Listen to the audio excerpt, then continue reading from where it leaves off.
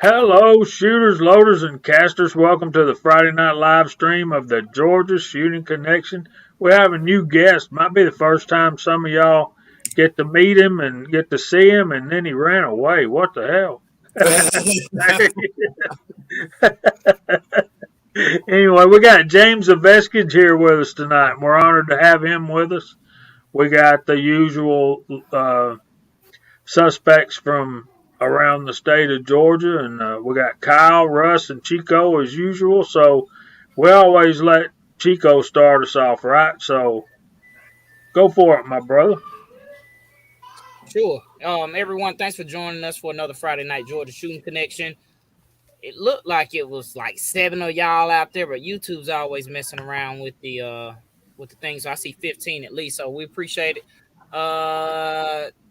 Topics we really don't, but we always come up with some. So if y'all have anything y'all want to talk about in the side chat, y'all make sure y'all throw it out there with a question mark so it stands out so we can point them out.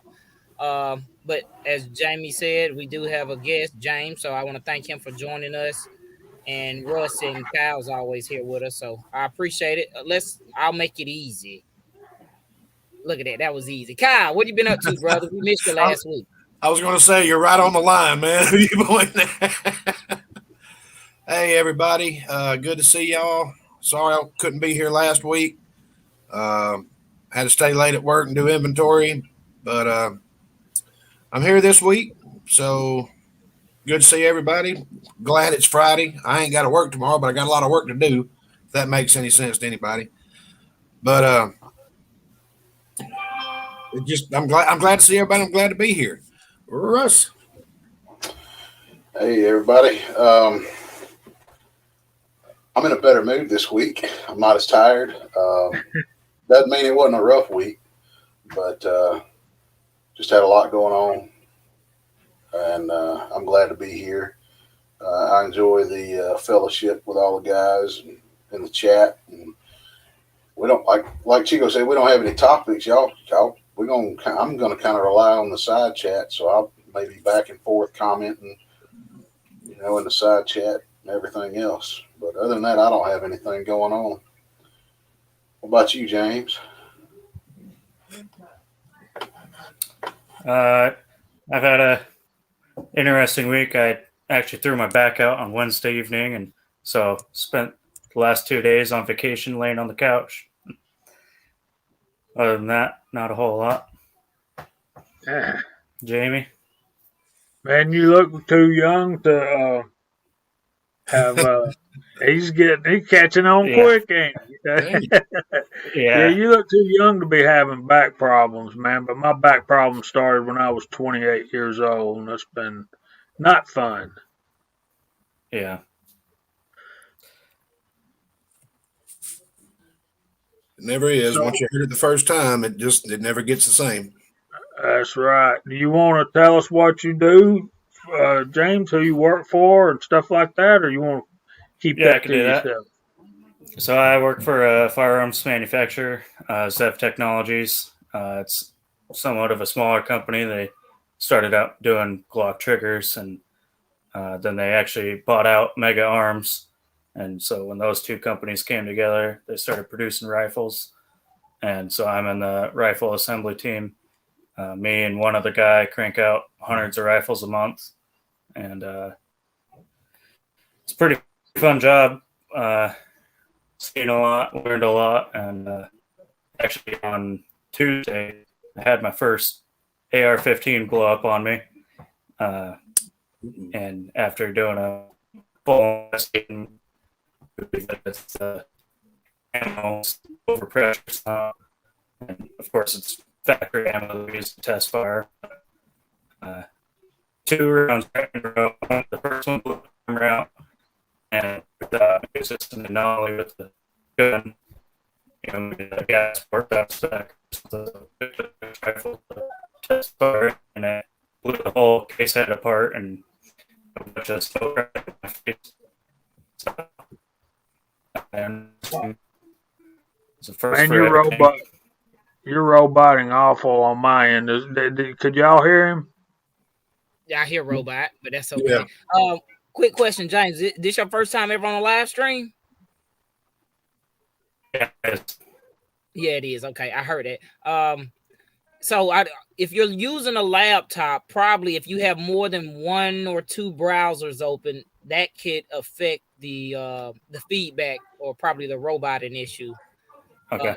Normally what I do, because I have that issue sometimes, I'm watching the StreamYard, but I'm watching the side chat on my phone, so I don't take up like a lot of the space on the laptop. That might help. But thanks for joining us, man. The live streams are some people, and I was the same way when I first joined a live stream. I was nervous about it. So, but you're always in the side chat, so you know we appreciate you at least joining us and being bold enough to go on camera, man. It's not a bad thing at all. It's pretty fun. It happens, brother. Yeah. If y'all caught me last week, man, mine shut down like 5 times, and I just went to the desktop because I was tired of it doing that. So, yeah.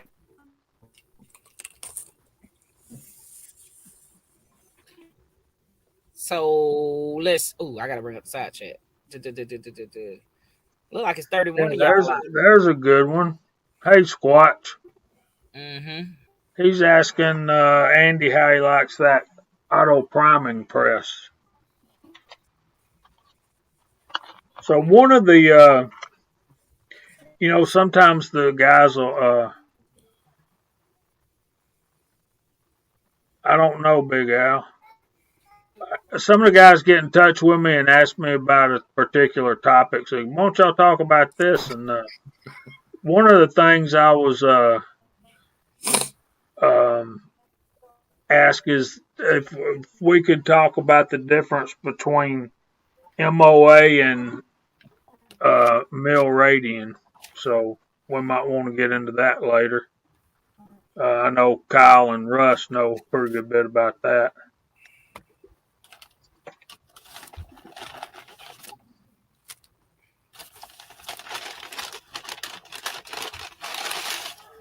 Kyle may know more about MILRAD than I do. I don't know squat about MRAD. I'm an MOA guy. The main thing, you want to talk about that now, James? Oh, we will when Chico gets back. Oh, I'm here. I'm feeding my face. Don't want to make nobody jealous. Oh, okay. Go ahead then. Don't let me interrupt supper, bro. My bad. What you eating there, Chico? Chipotle. Oh, you dirty dog. My son, damn Chipotle. I need to buy some stock in Chipotle. How much we eat it. But I'm here. Yeah, I'm not a fan, but I'm glad you like it. I had Mexican last night down in Canton, and boy, I couldn't hardly sleep last night from the heartburn, man. We actually went out and had Mexican right down here before you get to 41 from the house, Jamie, in a little strip mall. There's a place called El Ranchero. It's a Mexican and Salvadorian place. I had me a nice Salvadorian strip steak, some beans and some rice. It was fantastic. There used to be a place in Carrollton we used to go when I was younger called the Lazy Donkey. That was the best Mexican food around. I don't even know if it's still open or not. That's awesome. So Reloader 762 said he's going to shoot a piece of history tomorrow. 1901 Colt single action army, chambered in 45 long Colt. Yeah, I'm getting to that one. I done spied that one out and put my crosshairs on it. It stood out. Yeah. That should be very interesting and very fun.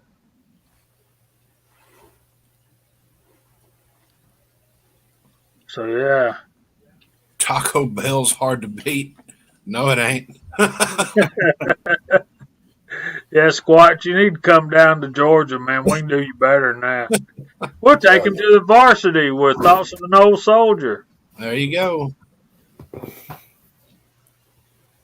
James, are you back now? Yeah, can you hear me? Oh, that's beautiful. Oh yeah. Much better. Not just that, man. You seem to be lined up. I mean, your words come out at the same time your mouth moves now. Easy.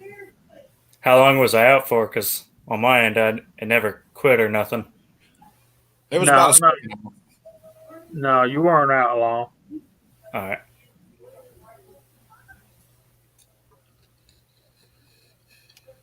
Were you able to hear anything I said? Or was I just rambling robot? We heard you do triggers and you had your first AR explode, and then the rest of that was a little fuzzy. Yeah, so you might want to tell us about the gun blowing up again. Yeah. So we did a full investigation, and we've had a couple come back for repairs that had the same scenario. You know, the case head blew out, and most of the time we've determined that it was a shot fired after a squib load, and but these ones we determined that it had to have been overpressure ammo. And you said it was factory ammo. Yep. Was it Remington factory ammo by chance? No, it was federal. And it's interesting because it's federal 223, not 556. Not that that's a whole lot of difference, but yeah, it the case had right apart. I got a picture here. Now, does the company you work for, do they manufacture their own barrels, or they source them through somewhere else? We source them through someone else. That's cool. FN. Oh yeah. Ow. And so, because I'm a left-handed shooter, all that gas went straight into my face. Well,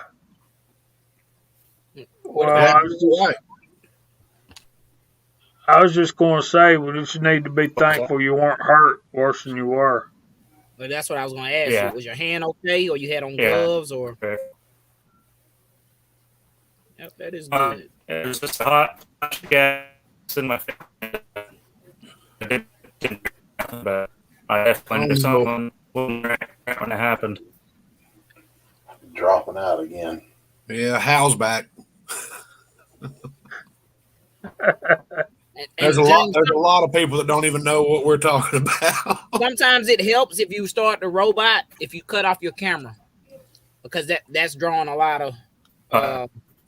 So you could try that. At least we'll be able to hear you a little bit. Yeah, with a little robot in you. Get hurt. Now don't let that discourage you from getting on any more live streams, because like I said, it does happen. It works better if you've got if you have a wired connection, James, instead of Wi-Fi, or if you can get closer to your router with your device. Yeah.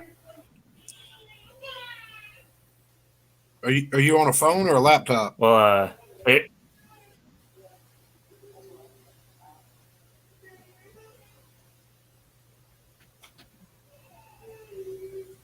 Well, there he is.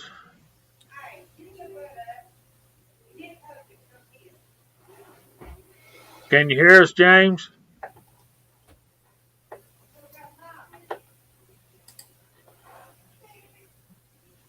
Oh well. He'll be back. It happens. I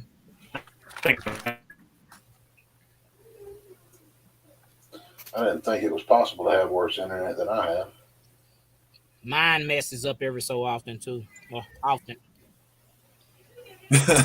Not every so, but just often. Yeah. But Kyle, did you? I could be wrong. Did you touch on that MOA and meal, since that was one of those questions? Yeah, the key is shoot what you're used to and make sure that the turrets match the reticle. I've seen people have MOA turrets with mil dot reticles, and they keep complaining because what they're dialing into the scope doesn't reflect on the paper. It's not gonna. You want to have mil to mil or MOA to MOA, and if you're not used to shooting mil and you're used to shooting MOA, stay with MOA. If you're used to shooting mil, stay with mil. The thing about mil is it's a lot better for ranging and making pinpoint adjustments downrange on paper. I mean, MOA is the same thing. It's just you have to do more math. So for us idiots, one click is 1/10. I mean, that's what it is. But the main thing is make sure your turrets match your reticle. Exactly. Yeah, are you going to be doing a bunch of math? Yep. There are optics on the market with mil dot reticles and quarter MOA clicks. And that's a pain. And Yeah, that's the majority of your cheaper scopes out there. Yeah, it is. It is. So yeah, but I've always shot MOA, and I've always had those cheaper scopes. And when I decided I was going to get a better scope, I went with a mil, and I'm determined that I'm going to learn it, and I'm going to. But one of the things that I have learned is that the only thing we're talking about here is a different unit of measure. Right. And a minute of angle is a lot smaller unit of measure and would seem to be more precise. But when you're shooting out to distance, one click may be too much. Yeah. It's a different unit of measurement. One of the ways I like to tell people is like when you're looking at load data in the book and you're looking at the pressure, some of the pressure is in pounds per square inch. Some of it is in copper units of pressure. And it's important that you know the difference. There is no way there's no equation to go back and forth between the two. They're either, you just got to remember that copper units of pressure are a bigger unit of measure and they don't compute with pounds per square inch. It's like pounds and kilograms. Yes, you can convert it, but that's a whole lot of math that I don't want to do when I'm got my sights on a deer that's walking behind a tree. You see the tree standing still. You see the deer going for it. You know the range. Click, click, click, click, click. Boom. Instead of, let's see, carry the one. Oh, no, crap. Hang on. Slide the abacus balls over. You don't need to do all that. Or you can have a dope card real handy that you've already worked up. That's the smart thing to do. Jamie, do you know how they get that copper units of pressure measurement? I know vaguely. I do, and I've only because I've read about it in the Lyman book. Actually, what happens is they have some way of putting copper behind the cartridge in the receiver, and they read it that way. It's a pellet they put in somewhere on the proof barrel, basically, and the pressure causes a piston to crush that copper pellet, and it's a known softness of copper pellet, and they have a scale, like a sliding scale, and however much that copper pellet crushed flatter is where they get that measurement from. That's all I know about it, but that just seems real, what's the word? It's not precise enough. That's the old way. Most of your modern, more recent cartridges went PSI. Yeah, and that's done with they actually put a sensor behind the cartridge there, and yeah, that's weird. I used to know the name of the sensor, some kind of size of. Yeah, it starts with a P, a bunch of S's, then they throw in some Z's, and maybe PZM, even a W and an PZX. R. Just Here's a good example of a dope chart. There.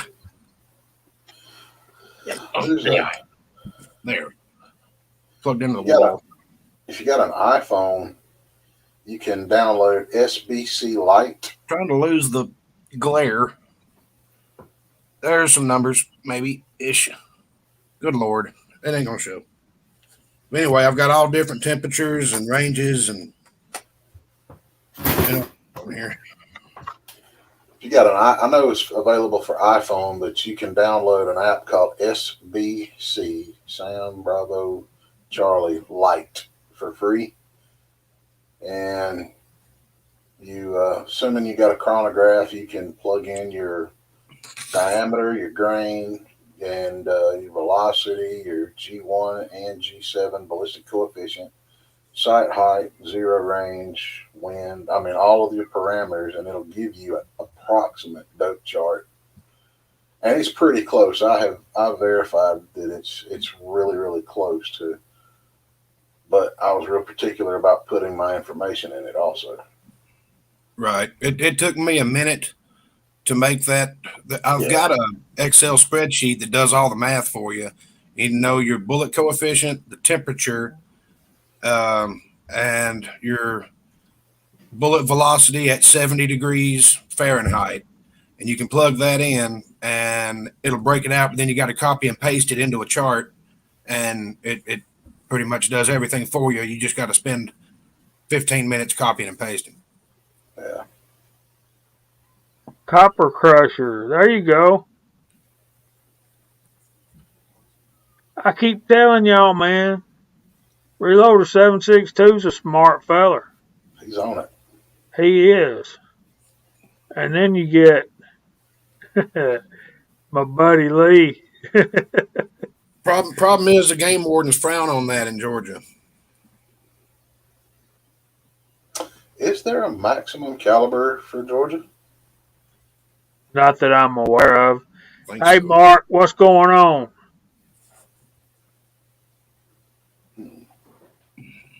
Yes, it is, Miss Kitty. Everything's getting more expensive. Let me share this with y'all if I can. I bet Chico might like and James might like to see what Russ is talking about here. And I don't have it on my phone, but I plan on getting this because this is what comes up when I Google search it. So this is available in. Can y'all see it? Yeah. This is available from the iPhone, Apple Store, Apple App Store, whatever you want to call it. And so shows you the target with the conditions.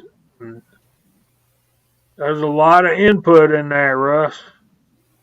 Yeah, but it works. It's real close.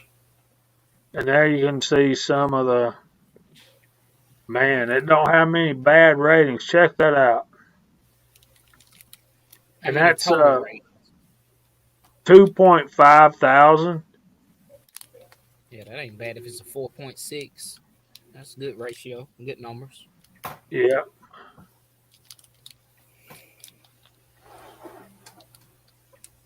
Is that app free? Yes. I'm downloading it now, Chico.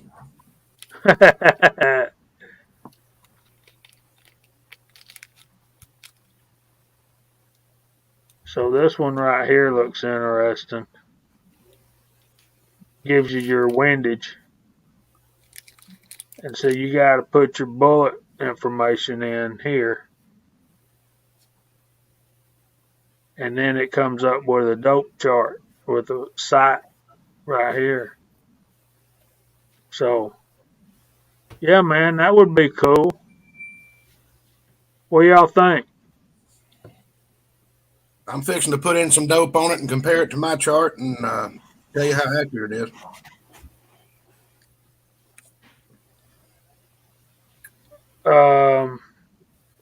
Let me see if I can get a link for it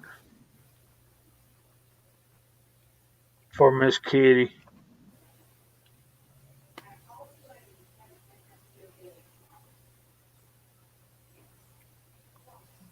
And paste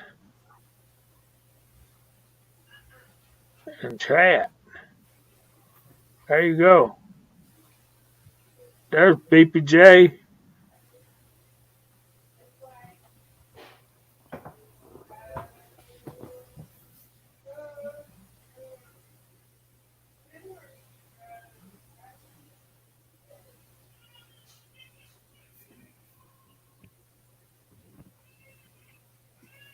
Okay, I've got the chat locked up over here. It does that every time I do a share screen.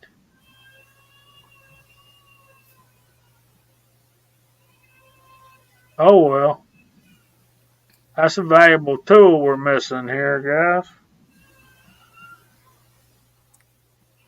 So James, what kind of shooting do you like to do?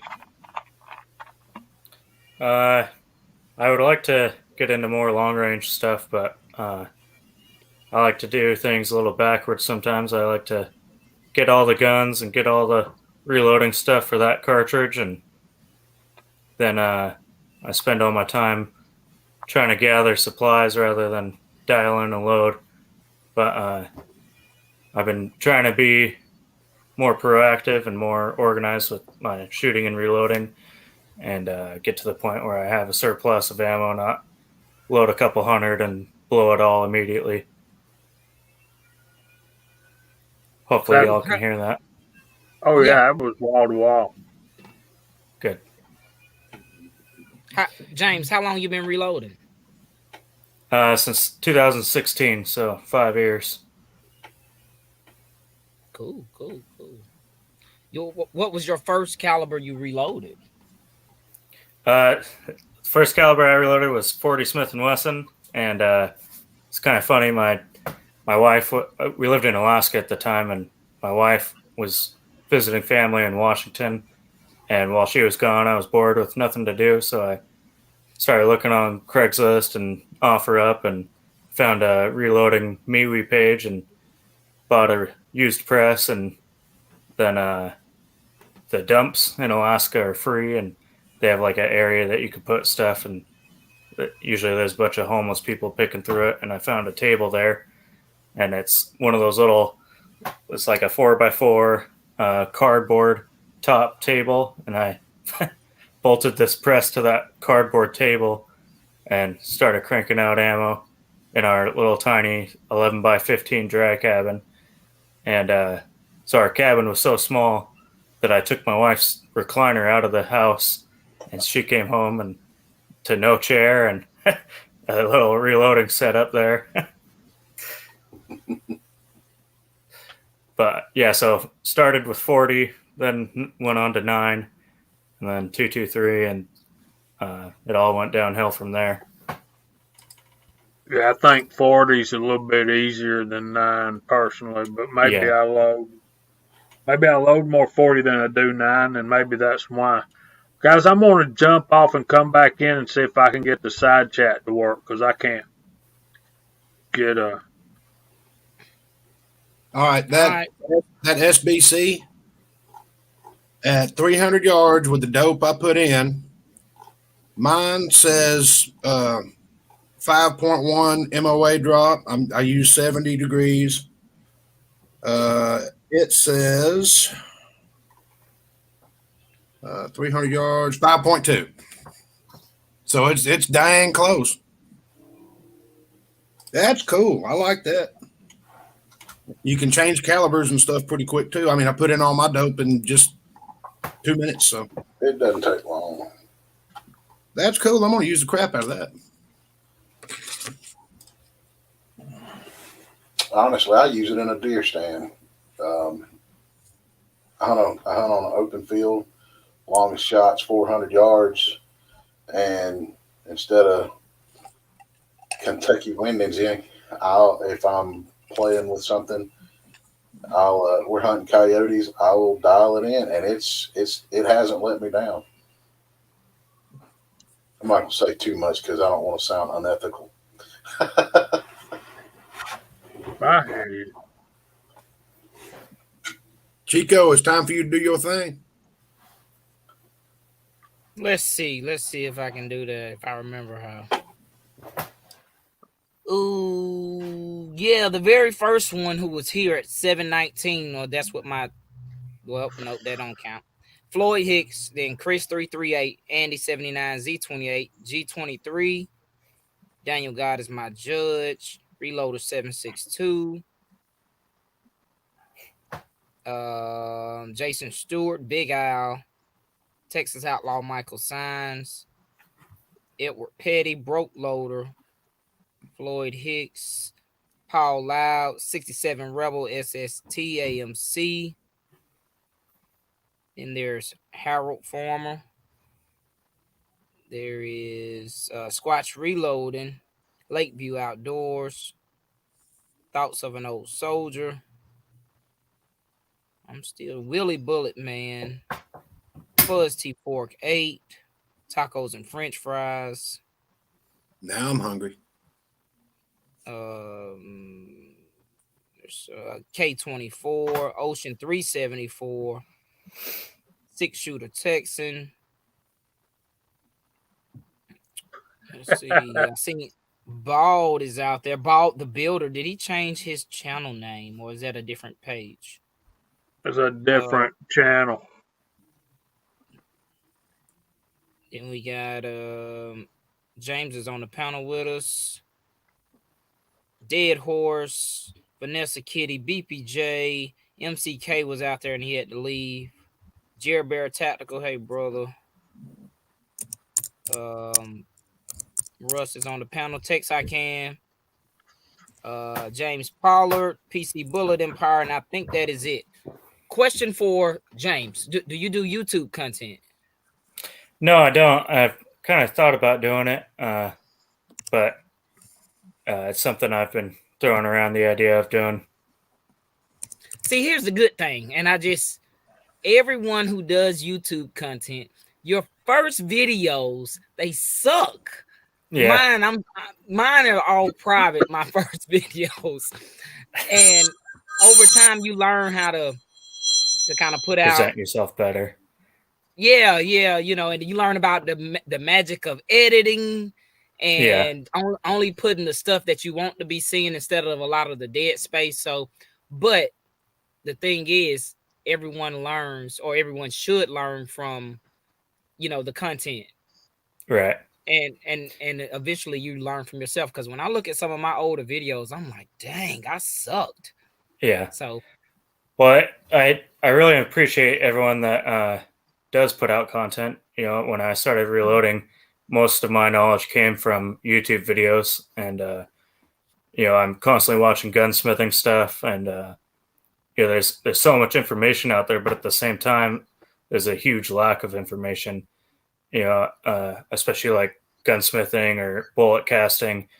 You know, and YouTube isn't helping themselves with that, but there's a lot of information that is lacking out there, and so that's kind of why I've been thinking about it. And you know, for all you guys that do put out videos, you know, and like every Friday, you guys have a huge following in the side chat, and you know, it's pretty cool to see all those people, you know, including myself, that are grateful for what y'all are doing. And you know, and the Reloading podcast, they're the same way. They've got a bunch of followers, and you know, a bunch of people always inside chat jumping in, giving advice, and you know, most of those people have YouTube channels. So I it's definitely something that I've considered and will probably go through with eventually. No problem, bro. If you ever need any help, we're always here. Panel members, people in the side chat. Most of, like I said, most of us learn from each other or advice. With load development, casting, powder coating. So that's right. I've said it before, man. I'm a part of a lot of communities, and I do a lot of different content, but I haven't experienced another community like the reloading community. As far as being helpful and supportive and stuff like that. So. Right. Let us know, brother, anytime. Well, thank you. Yeah, one thing I appreciate about you guys that the Reloading podcast doesn't do is you guys are always sending each other stuff and doing mail calls and all that. And you're like, I haven't been super active in the side chat because for a long time I was busy on Friday night, so I would watch it at work. But then I'm not in the chat. And Jamie up and sent me a whole bunch of hand cast bullets and some factory bullets as well. And, that stuff doesn't go unnoticed. So I appreciate it. Oh, you're very welcome, man. We just want to show and share the love, man. Yeah. People have my reloading room's cram packed with stuff people sent me, man. I can't thank them enough. They know who they are. I don't do many unboxing videos because, frankly, my unboxing videos get the least amount of views. So I kind of got the feeling that when you do an unboxing video, there's two people that it means a whole lot to, and that's you and the person that sent it to you. Yeah. But most other people, they're like, yeah, and they I think some of them start questioning your motive for doing that's what I was getting, and maybe I should do unboxing videos, because if I should, I got 10 of them I got to go back and do, but I think I don't want anybody to think that I'm ungrateful for anything they would ever send me, because I love all of these people out here, and if they think enough of you to go out of their way to send you something, and even more so if they send you something that they use their time and their hands to make for you, that there can't be anything more special than that. And let me explain something what I mean by that. We all have stuff. Like I was listening to George Carlin earlier this week. Your house is a place to put your stuff, and we all know that bit. Anyway, so, we got our stuff, but when the most valuable commodity that we have is time, because God grants us so much, and He don't let us know how much. So, at the end, I kind of get the feeling when it comes my time to meet my maker, I'm not going to be thinking to myself, wow, man, I wish I'd have spent more time at work making money. Correct. I think I'm going to be thinking, I wished I'd done those YouTube live streams twice a week instead of just once, and got to meet more folks and did more road trips to meet the guys that we actually hang out with. Yeah. That's where I'm at. And somebody call. You all right, Kyle? Hope you're okay, Kyle. Yeah, I was looking at something that a CW Longshot sent me, and one of the bags apparently was open. Yeah, don't let that man know. I got 3 boxes from him before I could turn around good. And these are pretty. He is the bullet caster's PhD. Just what I'm telling you. Man, I didn't know he was sending all this. We lost Russ. He'll probably come back. Listen for the beep. Another thing that I really appreciate about you guys. The very first one I listened to you is when you were doing that fundraiser and all the giveaways for one of your guys' followers that was dealing with cancer. That was when I first started listening here, and to see all the followers get involved with that was really touching. Yeah, that was a fun night. Yeah, it's been a few of them. We got Big Al, Mr. Holster, Mike Train, Mr. right. Holster. So it's been a good amount of help throughout the community, and that's one thing. What I'm saying, like the support throughout the community. Like I'm a part of a lot of communities. The gardening community, the automotive community, and sometimes these other communities are just kind of they're all different in their ways, but like I said, the reloading community, in my opinion, man, very helpful. It's not like I haven't experienced yet like anyone telling me to learn this for myself, or if I have questions, they've answered those questions. So I try to reciprocate the same support that I've gotten in the past, and I still ask questions. So, but that's what's cool about it. C Max, there you go, Texarkana. Yep, definitely.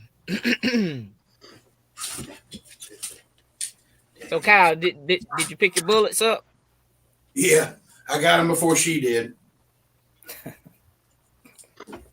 There's another one. Yep, Ed USAF. So it's been a few a few members or family in our community that has experienced that dreaded C word, and I'm not talking about the Rona, but I was on my way to let her out to go to the restroom right about the time my heater kicked on, and I know y'all don't want to hear that, so I figured I'd take some bullets out of a box, and lo and behold, one of the bags was ripped. But it's okay. I got them all picked up. Fuzzy doesn't edit. His is just perfect. I'm telling you, man. Some people, you know what? Some people do good first takes. Fuzzy's got that knack. Yeah. Some people are just one with the camera. I therefore am not.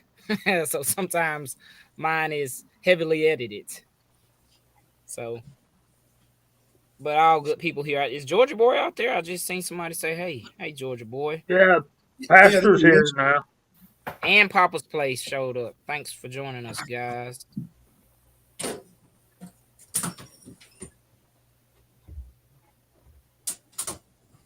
Yep, Lakeview says he's part of the fishing community. So still, so many different, almost like genres of, YouTube communities or whatever. So, but yeah, definitely. So have you started casting yet or not? Yeah, I've been casting probably maybe 3 years now, and I'm trying to get to the point where I cast for every cartridge I shoot for. Maybe not solely cast for, but before all this COVID stuff, I had the idea that I always wanted to have enough primers, powder, and lead to get me through anything, and that wasn't the case. No. But I'm making do. When all this COVID stuff started, I was on every local classified scouring for primers and powder, and got lucky enough to get a few thousand in before it was $300 everywhere. Correct. But yeah, I've been casting for a while now. So here's a good question that always stirs up the side chat. Do you cast for 223? I do, and I do not have any accuracy. That's actually the factory bullets that Jamie sent me. Was some 55 grain Winchester bullets, but I still cast for the Plinken loads. But I'll tell you, I was shooting at a paper plate at maybe 20 yards, and I couldn't even hit that stupid paper plate. With the Lee 55 grain, it's just awful accuracy. And these are the ones I sent you too. Those are the ones I was wanting to send you. These are 50, AMAX or 52 grain Z Max.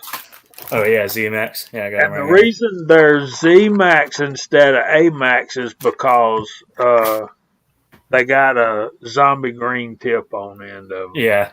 Instead of red or black or whatever. Right. Yeah, I'll be shooting those up here soon. Dang. But yeah, I know a lot.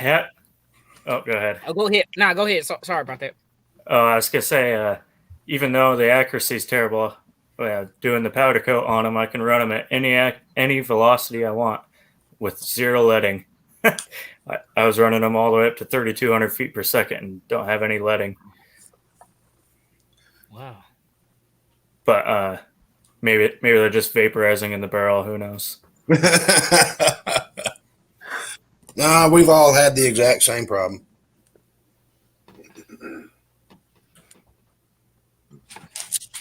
Yes. Now, Andy can do it, and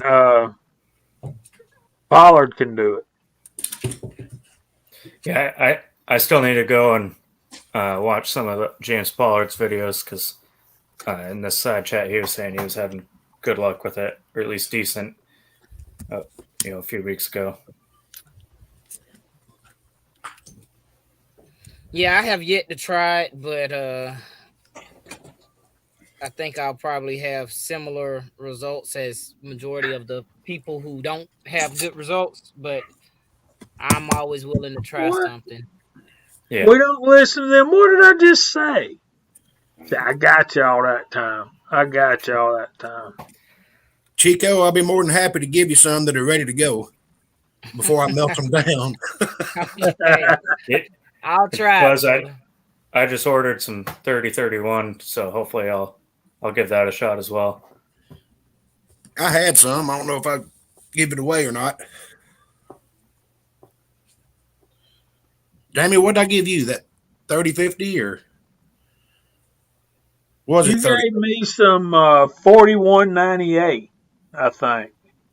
I gave you something before for the 35. I don't remember which one it was though. That was it. And some 4227. Yeah. Okay. Well, I probably still got some in the gun safe then. I'll try it. Nice. Papa's place. See, and you know what? See, that is a good thing. If you think about how many people have not had a lot of experience with CAS 223 bullets. Say the average new reloader, if he wasn't part of a certain reloading community, and found out this information, you'd probably waste, or it's possible that they would waste money on a mold that they had initially had hoped that would work. Say like the 223, for instance. So that's one little benefit. Go ahead, Jamie. Okay, Sorry. Let's back up here to Papa's place right here for a minute. And he says he just sold his mold and size and stuff for 223. Okay, I got that stuff too. And my question is an ethical question. I know in my mind what I should do. I've got the Lee 6 cavity mold, and I got a 224 sizing die. And Willie's about to jump down my throat for not already having put it on eBay. But if you got something like that and you know it's not going to work, is it right to sell something that you know is not going to work for these people? Well, like a used car salesman told me once, there's a butt made for every seat. Exactly. If they want to pay it, let them pay it. And if you think about it, it's some people that have success with that cartridge, Jamie and Cass. Yeah, and I think Andy 79Z28, and I think Willie Bulletman has some success with it too, out of bolt guns. Come to think of it, I'm gonna give it a try. My shooting buddy's wife, she had a lot better luck out of her bolt gun than anybody did with an AR. I'm waiting. James, I'm gonna give it a try because if James Okay, can do it, I can do it.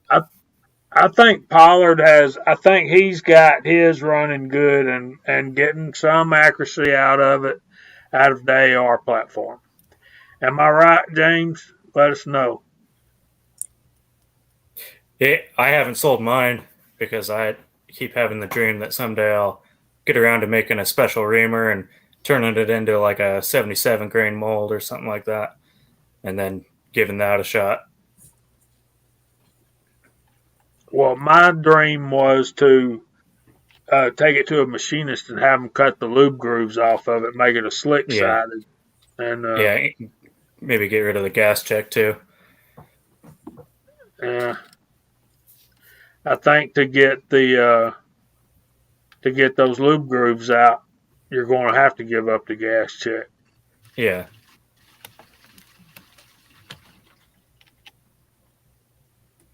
There you go. 3/8 of an inch at 50. 2 to 3 inches at 100. It's a lot better than I'm getting. Yeah. Now, see, James, I've heard so much negativity about that whole situation. I've got them cast and powder coated over there and have never loaded them up or tried them. Mr. Pollard, how fast are you pushing those bullets? Aren't they around 2,000? Maybe a little more? If you know. I'm sure he does. And what are they sized to?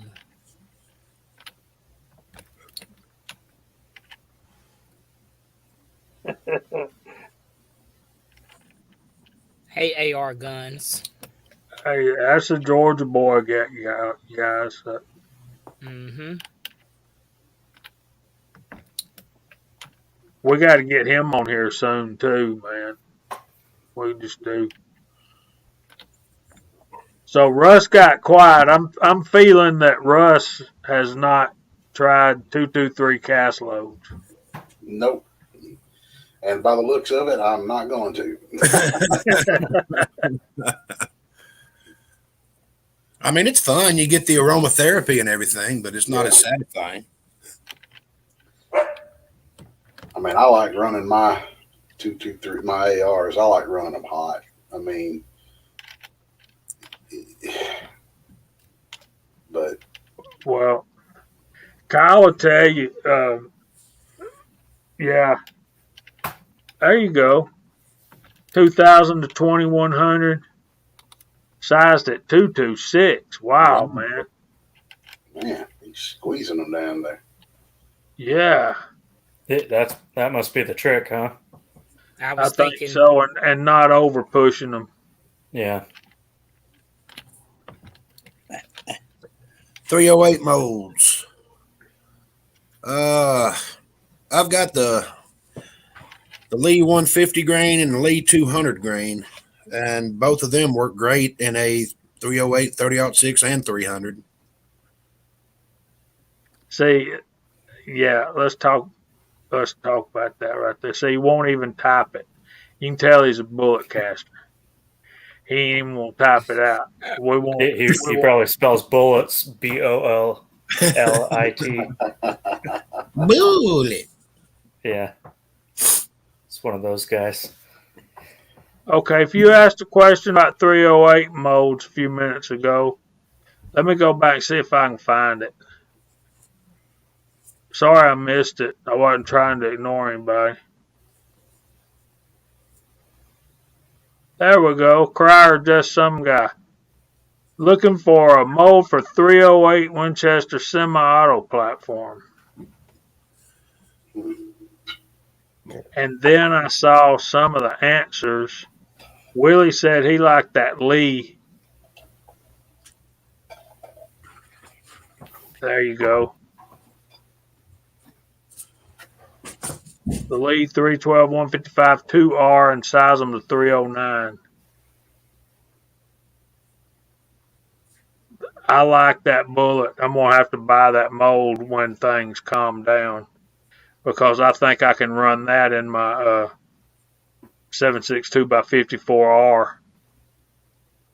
Jeremy Gunslinger. Anybody else got a good 308 mold? I know. There you go. 30X BC. And Broke Loader put one out. Broke Loader 309 200 Lee. Yeah, I like that one. Do any of you guys have a 308 caliber semi-auto that you've run cast in? No. Yeah, me either. I do not yet.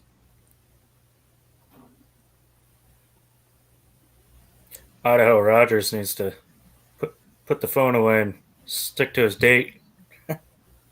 Pamela Earp, just tell them to make sure they put double cherries on the milkshakes. Thanks for joining those. Why both y'all on the date?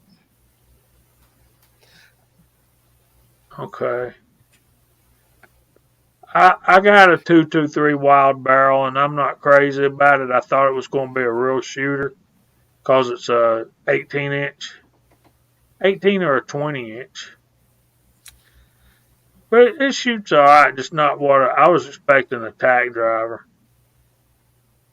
I'm trying to see. I sent out some 30 caliber bullets that I've yet to shoot. I know I sent Jamie some. I think I gave Kyle some. I know I sent some to Tin Man. I'm trying to think, have I sent some to anybody else? I was hoping they would shoot it before I would, but I cast them up, and but I have yet to shoot any. So, and mine is a NOE. Where is it at? Not that one. It's an NOE 160 something or 158. I gotta find it. I'm gonna have to change that. I need to shoot it soon. So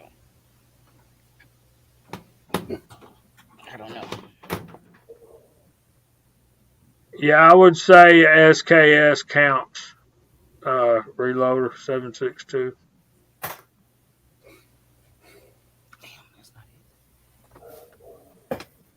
There's Jeremy Gunslinger. What's up, buddy?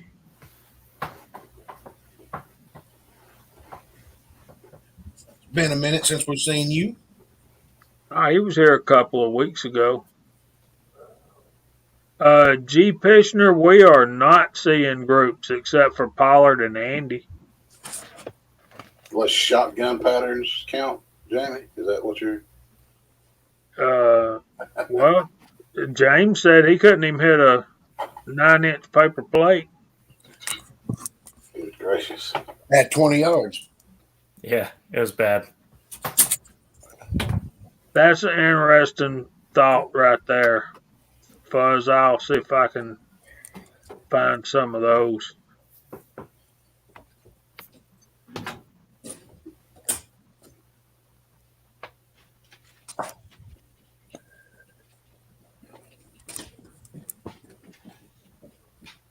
There it is.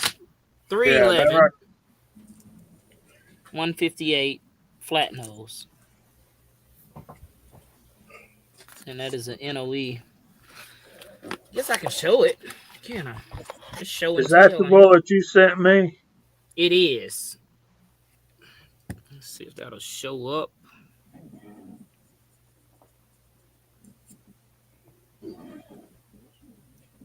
Yeah. So I have yet to shoot it.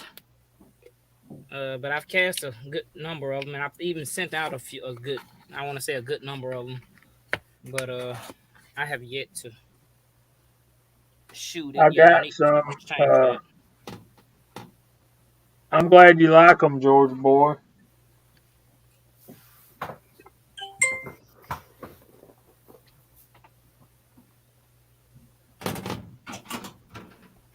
And I'll tell you too another thing. I'm weird like that. I try to order bullet molds where they will fit multiple calibers or multiple, firearms. So that's a 311. I had hopes of I can use it in a 308, 300 blackout, and probably not going to be able to use it for 7.62 by 39, but possibly. I don't know. Well, it depends on how many coats of powder coat on. And, I was trying to see how much they drop. Even though they 311, I think they drop out at like 313. So probably a little bit too small for 7.62 by 39. See, Reloaded 7.62 say he has that mode in 314. Good shooter. I think he's talking about the one I just showed, maybe. yeah, I think that'd be what I'd probably get a 312 or 313.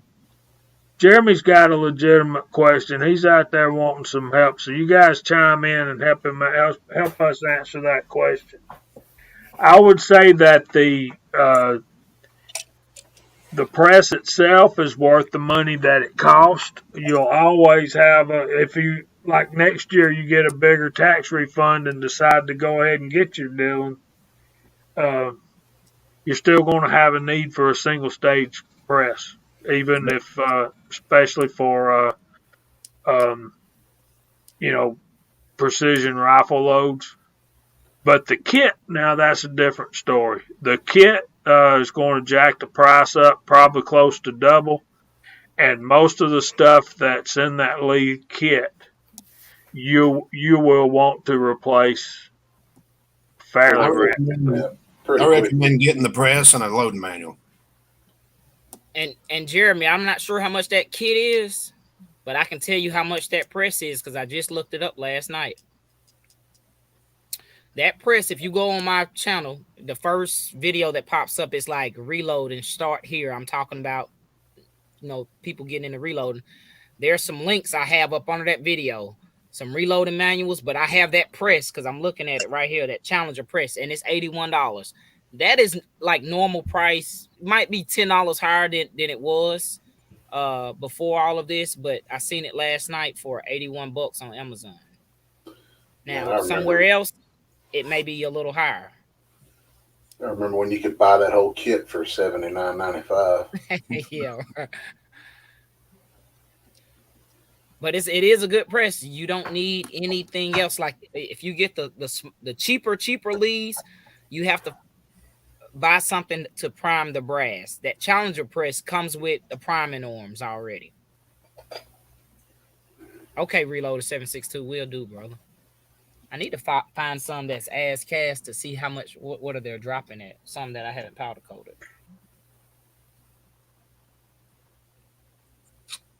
My first press was an RCBS partner press, and I wish I still had it. Which I gave it to somebody that was getting started, and they're still reloading, but that was a pretty good starter press. Very cool, bro.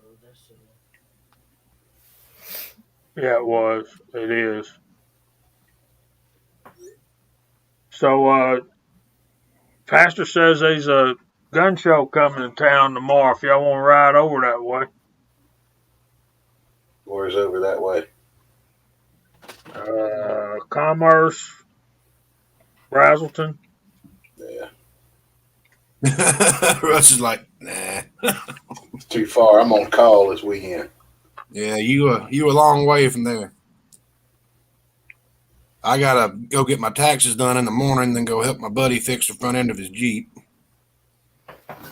Okay, Fuzz, let me talk about this right here. See, I've got that Lee mold, and you're using the RCBS.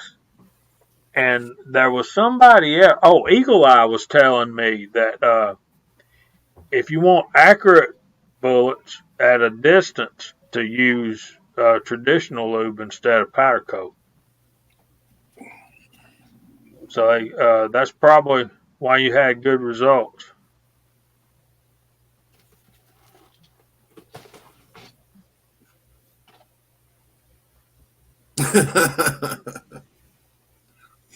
I hear you, Tex. Jefferson, Georgia, just north of Athens.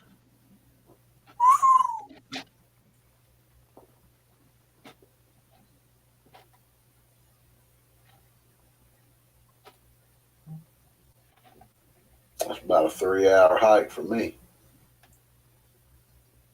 Yeah, it'd be about the same for us.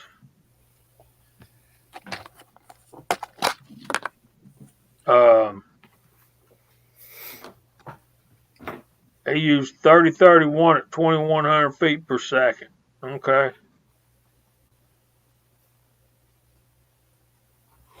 And Georgia Boy's first press was a Lee loader. Nice. I can't even find any of them anymore. I wanted to grab a couple of them. I bet Amazon's got them. Let's see.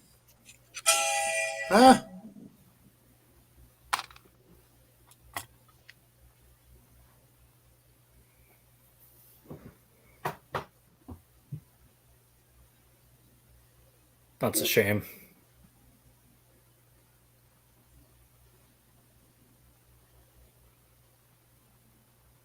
Yeah. Jared Bear Tactical. He says, question to the panel. So what convinced you guys to start casting your own bullets? Ooh. I'll go first if I can. The lead is available first for me, and I'm in the automotive industry, which is frequent. I come across it frequently or often. But the main thing with reloaders anyway, we're frugal. So the more money we can save, I think, that's just my opinion about it. The more money you can save, the more you can enjoy, whether it be shooting or reloading. And I can put that other money that I save on bullets, since I cast now, towards something else, better equipment, better optics. But I definitely get satisfaction from not only reloading my own ammo, but making the bullets, then reloading it. I'm not interested in making primers. That is not what I am. Definitely not interested in that. That is too tedious, in my opinion, so far. But so that's my answer in a nutshell. Kyle, what about you, brother? As far as reloading primers? No, what made you cast? Casting. I got started because my buddy bought a 500 Smith & Wesson Magnum, went to the store to buy ammo for it.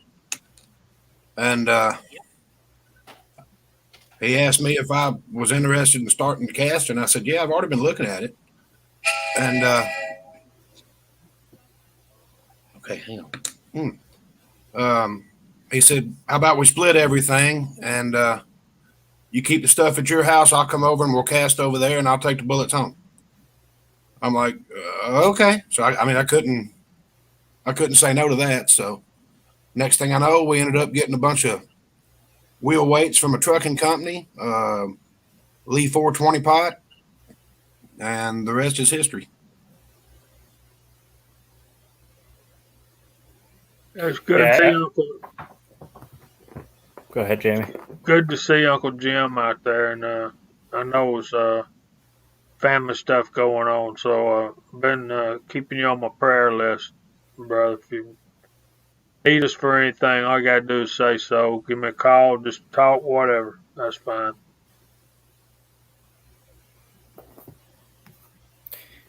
Yeah, I started casting for the same reason Chico did, just because it's cheap and, you can find lead anywhere. I was on YouTube watching Country Boy Prepper, and he was just digging it up out of the dirt for free. And then, so I started buying some molds, and the melting pot went out to the range, and found out that my range is full of nothing but rocks and no lead. So then I went to work where we test fire, and there's this big old 55-gallon drum sitting there next to the bullet trap, and talked to the CEO, and he said, tell you what, I'm going to give you a smoking deal. And so he had me look up the scrap price of lead, and I ended up getting a full 55-gallon drum for $80. And how did you unload that? Well, first I loaded it into the bed of a 1-ton dually with a forklift, and as the forks were coming down, the bed was just squatting more and more and more. I didn't know if it was ever going to stop squatting. And then when I got home, I had to use a cherry picker to pull it out of the bed, and it hasn't moved in the yard ever since. I can't believe a cherry picker pick it up. Yeah, it was scary. Jeremy, I think you need to get back on there and cancel your order from Midway, brother. Just we'll get together and get you something.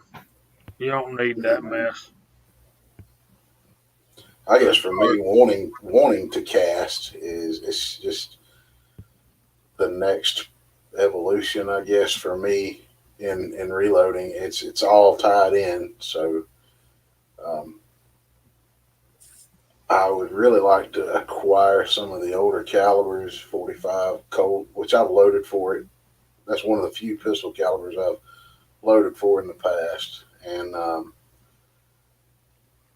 the 44 mag stuff I shot in the past with the Elmer Keith style bullets, 357 same, and but I plan on casting a lot of 9mm, and if the prices get right on the right firearms, I'll wind up with another 44 and another 45, and I'll probably cast for them. I like cast bullets out of those rounds anyways.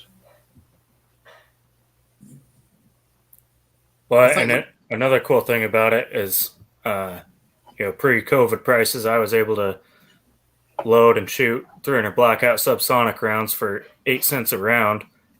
And to buy subsonic ammo was close to $1 a round before COVID, and it's kind of a pride thing to be able to say that you did all that work just to go shoot it into the dirt. It's pretty neat. Yeah, Jordan's first mold was a 455 grain 50 cal Lee, 2 cavity. Mine was a 9mm Lee, 6 cavity, and we realized casting 455 grain bullets will empty that pot of lead very quickly. So instantly, everybody's on the hunt for lead. Everybody's putting their fingers out. I've got a fairly dependable source. Matter of fact, I need to go get another 5-gallon bucket from him. But even if you have to buy it from like Roto Metals or something, if you buy enough of it, you get free shipping. And it's really not that expensive. And if there's a local scrapyard around you, you can go over there and talk to the guys and, hey, what are you going to do with that lead? Just take it. My buddies had that happen too. Just take it. Heck, Chico, I think you had that happen to you too, didn't you? A couple times, yeah. I didn't tell them I was making bullets. But they definitely asked me what I was doing. I said, man, making fishing sinkers. So I was like, I go to Florida deep sea fishing every year. And those dang weights are like $20 for the little big 5-pounders. He was like, go ahead, man. I was like, okay. A little white lie. There goes the neighborhood. Jeremy, we live for this crap, man. Trust me. It's like a guy having a 4-wheel drive pickup truck and somebody's stuck. You know what's fixing to happen? Yeah. They're going to get yanked out of there, and the guy that yanks them out is going to go, ah. My buddy's the one that would tell you to get a better truck. Yeah. He's got a Secret Service Suburban that was never armored. It's got this the 454 tall deck crate motor. It's a 99, and it's upgraded to 3500 running gear with full lockers, front, rear, and middle. That baby will go. It doesn't. When the 4-wheelers would get stuck in the farm fields during the winter in the mud and stuff, he would go out, park, go out, put a tow strap on the 4-wheeler, start the truck up, and drive off. That's right, Pastor. There's a bumper coming off. How you doing, Big E? Everybody welcome Big E in. He had a little car trouble today. Yeah, the good old Ford had a auxiliary trans filter under the hood that was the that the police put on it when they had it, and the filter I had put on Sunday when I had it serviced apparently blew a gasket because it started spitting out between the filter and the base. So, yeehaw.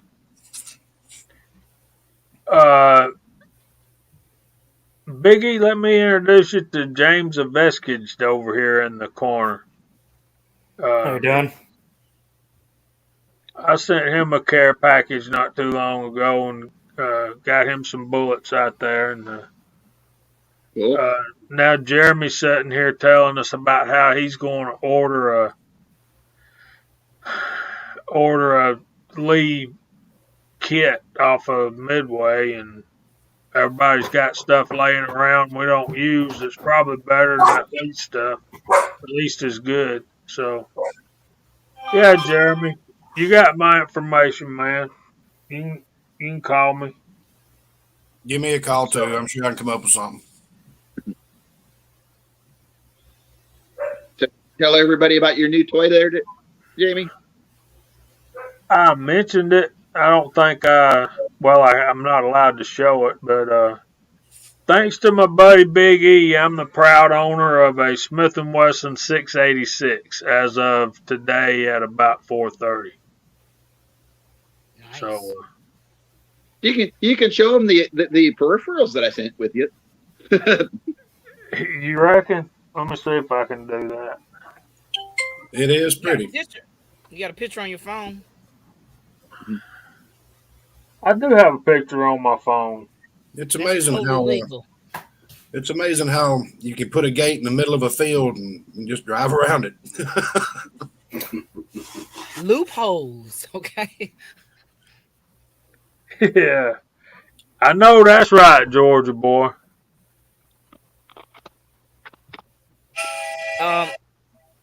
Who asked the question? Was it Jerry Bird asked the question about while you cast? Here's another thing that some people probably don't think about. Some bullet availability is very limited, especially for those bigger calibers. Yep.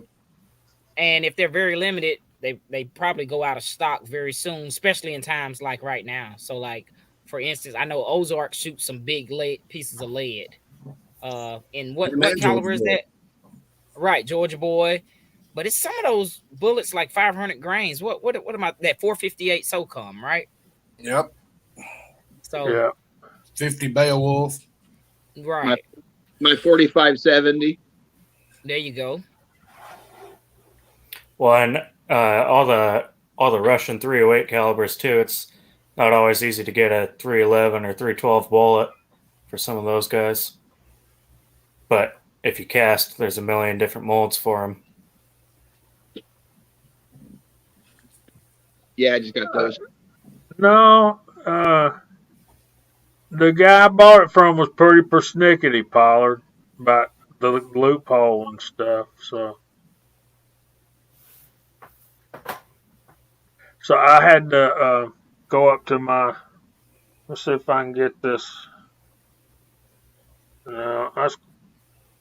No.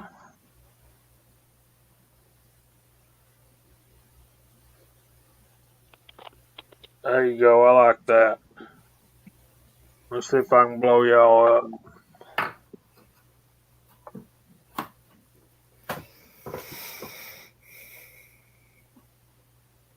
Yeah, I see what you mean, Kyle. I can see yours. The glare's pretty bad, ain't it? Not bad. But, I couldn't see mine for nothing.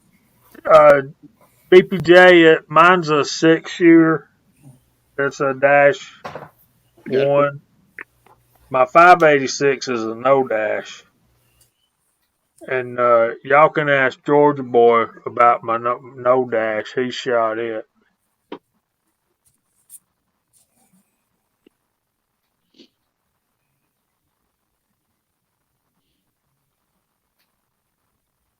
Yeah, my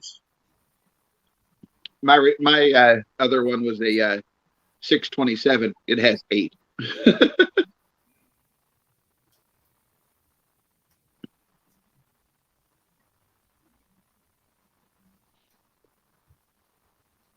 Yeah, it was a nice holster. I wasn't expecting the holster.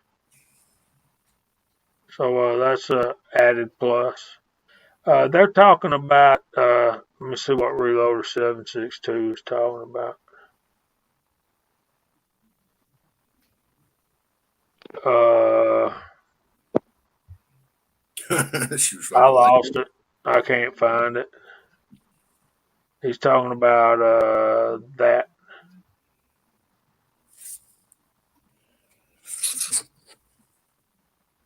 I don't do 39, but I do 54R. Yeah, we got internet troubles tonight. That was me trying to figure out how to use this on my phone.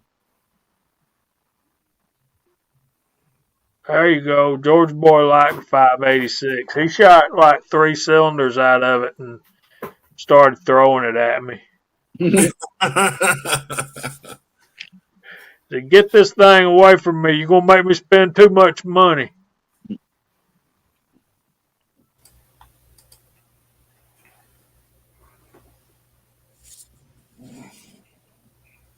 Wanted That's to do a fact, Chico. and run the bullets out long in my 610, but the one of the bores is on the tight side, and even resizing them down to 400, I have one chamber that doesn't like to chamber. So, but shooting jacketed bullets, it's definitely my most accurate revolver. It really puts them in tight groups. I think I messed up when I bought my Ruger Red Hawk. I didn't get it drilled for scope mounts. I should have. But from what I understand, it's not that complicated of a process. So we got the Scotsman joined us. We got Lever Guns 50.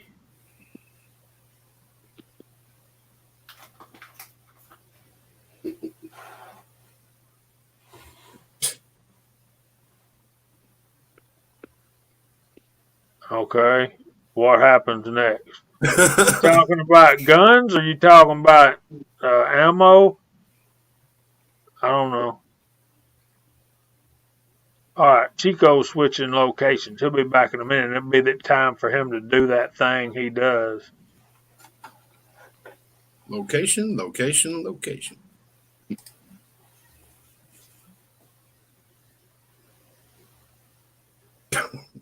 Yeah, man. Yeah, man. So, yeah, that's one of the things I've always heard. Ain't never seen the U-Haul pulled behind the hearse. You can't take it with you. Did you see G23's comment? Bye, Russ.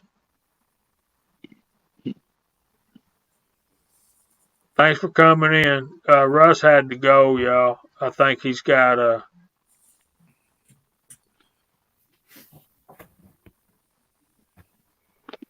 Okay, that explains it.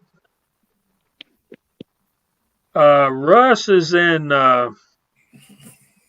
he's down kind of south central Georgia, not too far south, Georgia boy.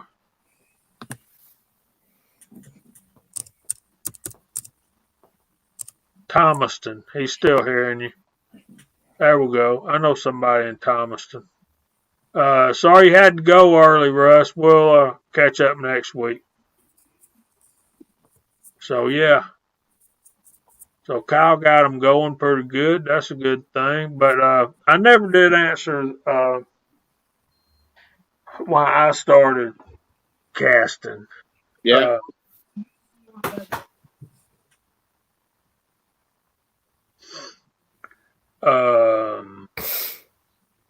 I had a Kentucky rifle kit that I built into a long rifle when I was 16 years old. And a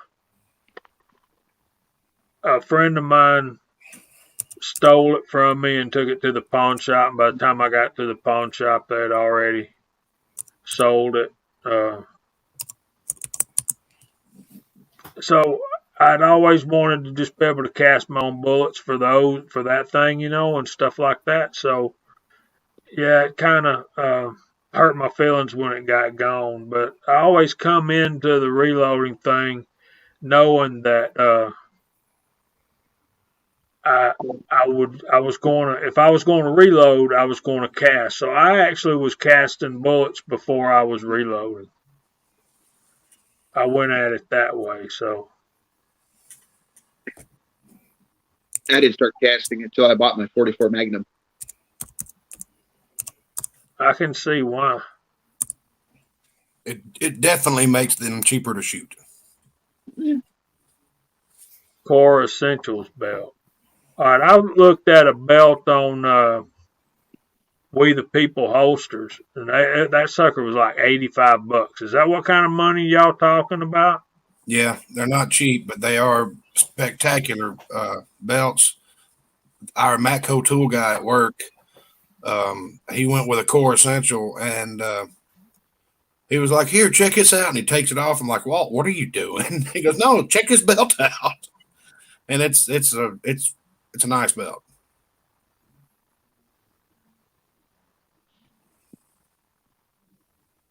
That sounds fun, Jeremy. Georgia ain't that far from Arkansas, man. Nope. You can leave my house and be in Fort Smith, Arkansas in 8 hours, driving easy.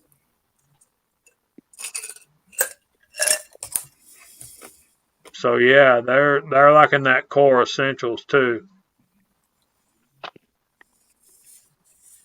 The Crazy Scotsman's got one, I believe. Not exactly sure which brand he's got. That's the one I need right there. The one that's good for fat kids.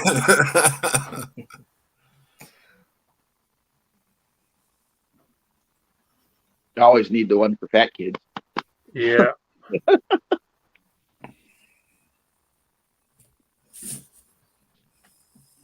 Although after I started my walking route, I'm 60 pounds less fat than I used to be. Yeah, man, that's what I got to do. Crazy Scotsman, hit me up too. I got my Biden money. Yeah, my car's gonna get mine. I ain't got my Biden bucks yet. Biden bucks. I still haven't got the second one. Mine hit on Tuesday, I think. He's like my Georgia boy. 44 is like my daddy. Only time his belt came off, I had trouble sitting down for about a week or so.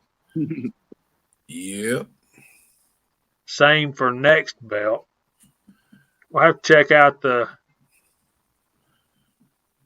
Mr. Pollard, what kind of rifle is it going on, sir?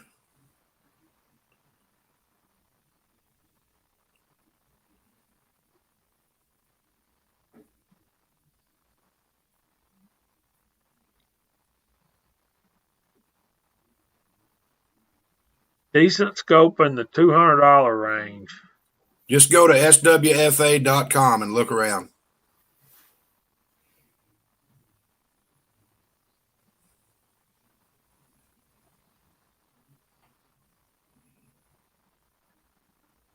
Yeah, go to SWFA. What does that stand for? No clue. Sierra Whiskey Foxtrot Alpha. I don't know. But it's the name of their company, so there you go.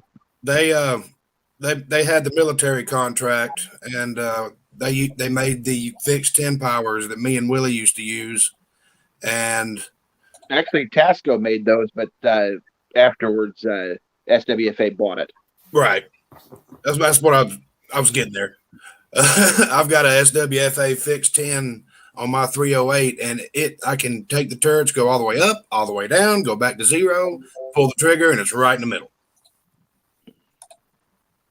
They're killer scopes. And the fixed 10 is, I think it was $299, but they've got first focal plane, second focal plane, and all that stuff, and they're between $200 and $350 depending on what you want. But they're spectacular scopes for the money. I think they make one down on the cheaper end, like a 3x9. Yeah, but on a 243, that's not enough scope. Well, it depends on where he lives too, and what he's doing with it. Yeah, depends on how far you want to shoot. Yeah, it's a 1,500-yard gun, so. Yeah, I mean, if you want to shoot 1,500 yards, you need more scope. Right. You're gonna need more than a $200 scope. At minimum, save your pennies, get in line with Arkin or something.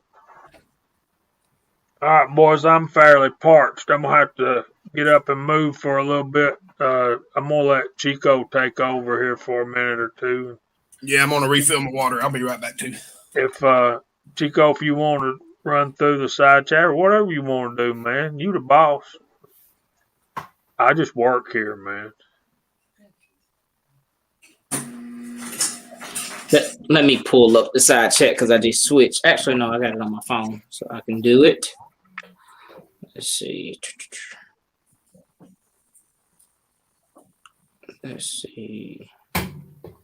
What you got, James? An energy drink? Yeah. That a Monster? Yep. My son likes those. I got the old school energy drink. Yeah. Let me tell you something. See those beads of sweat rolling down the side of that thing? Let me tell y'all. That's just hard to beat. So here we go. 842, Fuzz T-Fork 8, Ocean 374, Andy 79, Z28, Georgia Boy 44, James Pollard, Willie Bullet Man, Daniel God is my judge, G Pensioner,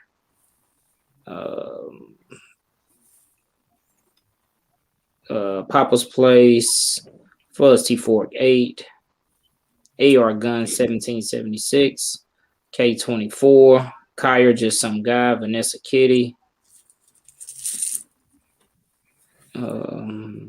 Texarkana, Pamela Earp,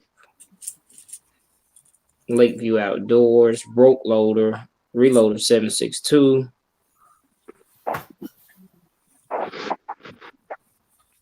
and Chris 338,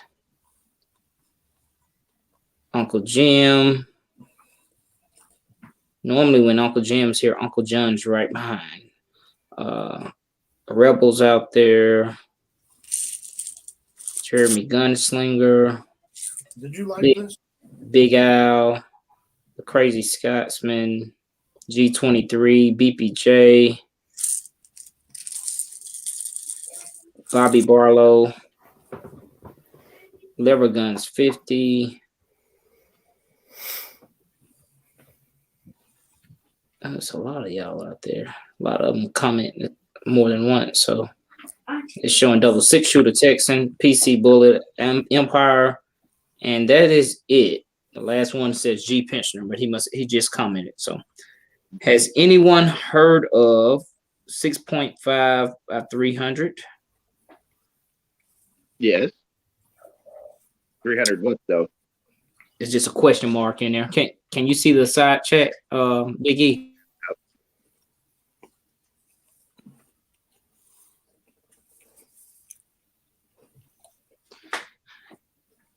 It's just a question mark behind it. 6.5-300.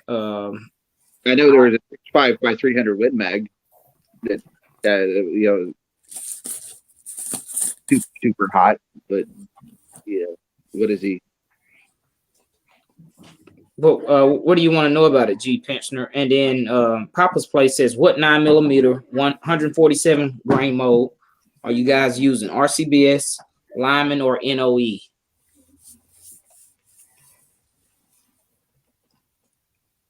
I don't run a 147.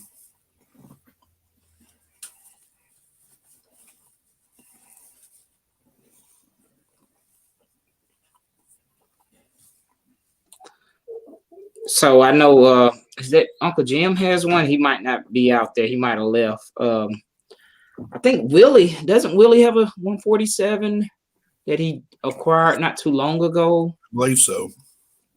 Isn't that the big 10 or 12 cavity mold, isn't it a 147?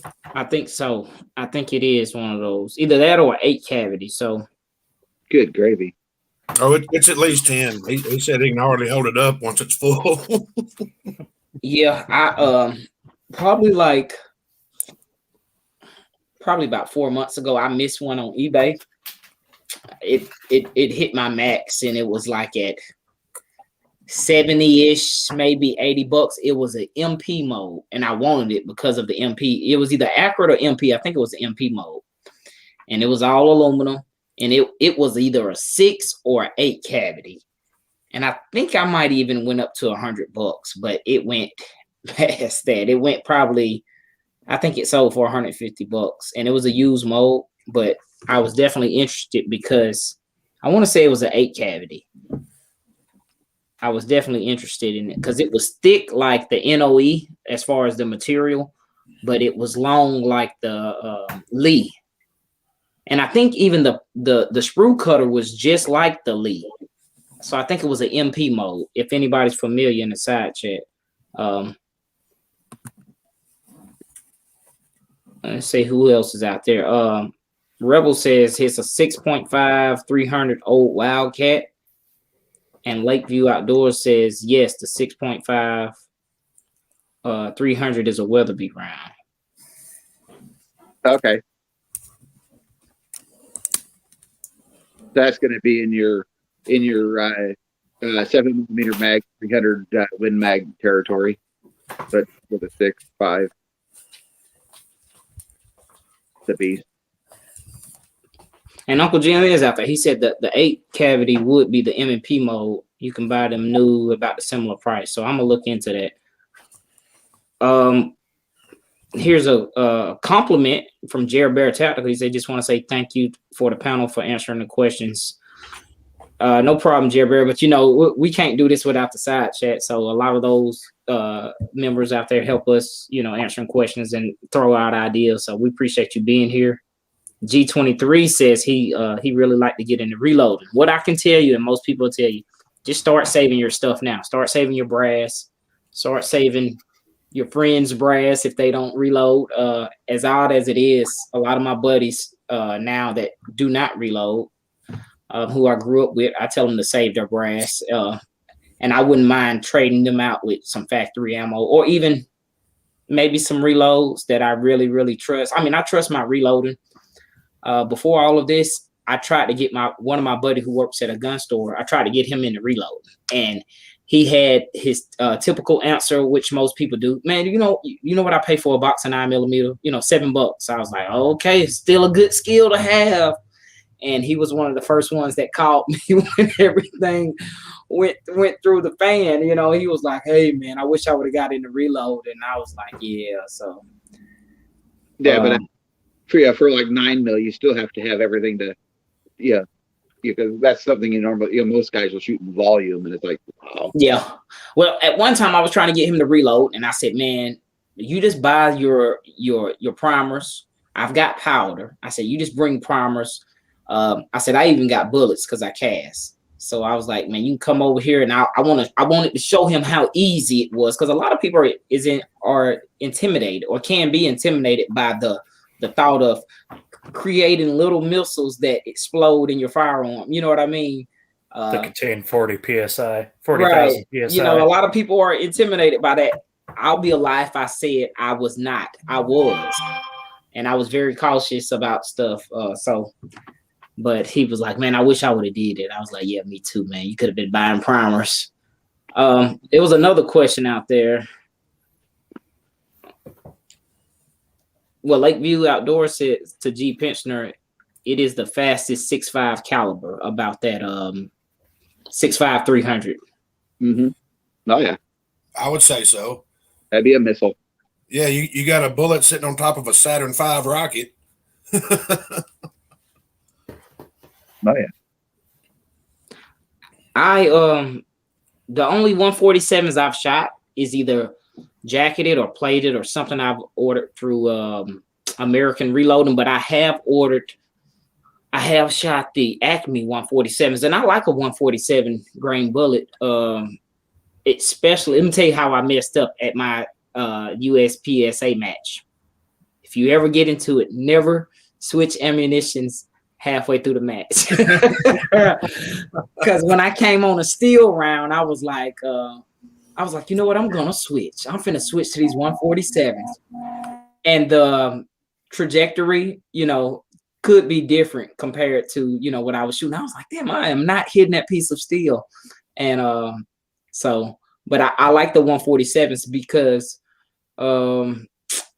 it's just my opinion. I think they have a little softer recoil than the 124s, which I'm not recoil sensitive or nothing like that. I was like, I'm going to switch to these 147s so I can knock this steel down because I was shooting 124s in one of those stages, and I hit the steel, and it was 6 steel poppers. They were like 4 feet high. And when I hit the steel, the first one I shot, it didn't drop. And I didn't notice that until I got finished with the other steel. And I looked back, I was like, what is that damn thing still doing standing? And I had to shoot it again. So good questions out there. James Pollard says, where are the M&P modes made? I looked that up, and I think it's in another country. I might be mistaken. I think the shipping on it was crazy. It's somewhere like Ukraine or somewhere over there. I can never remember the name, but yes, someone said in the comments Slovenia. Yeah, but I may be hey, Dummy Round, thanks for listening in the background, bro. He says, while I clean up dinner. That sounds like deer or turkey. But I'm definitely interested in getting a mode, possibly. M&P is in, yeah, that was Jerry 1911. Let's see what else. Did I miss any comments? Questions? I'm sure I did. Let's see. I want to pull the trigger on a Dillon 1050. G. Pensioner says.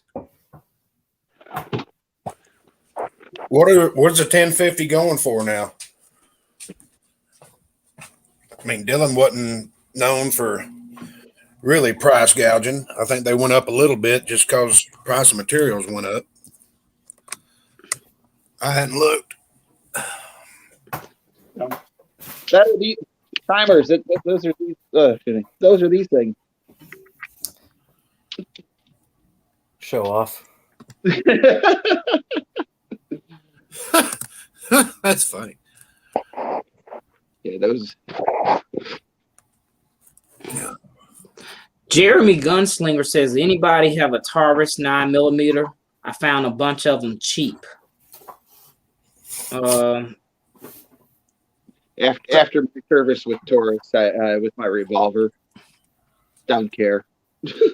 Yeah, I have a Taurus TX22, and that's their 22. It's like a full size. It's a training pistol. I bought it to get my son comfortable with shooting pistols because all he had shot was rifles, and I didn't want to, just like any new shooter, I didn't want to ruin his experience with giving him my like a 9mm. So and another reason why I bought it, because it has it has the ability where I can put an optic on it, a red dot, which might help him, not accuracy, but get him familiar with the gun.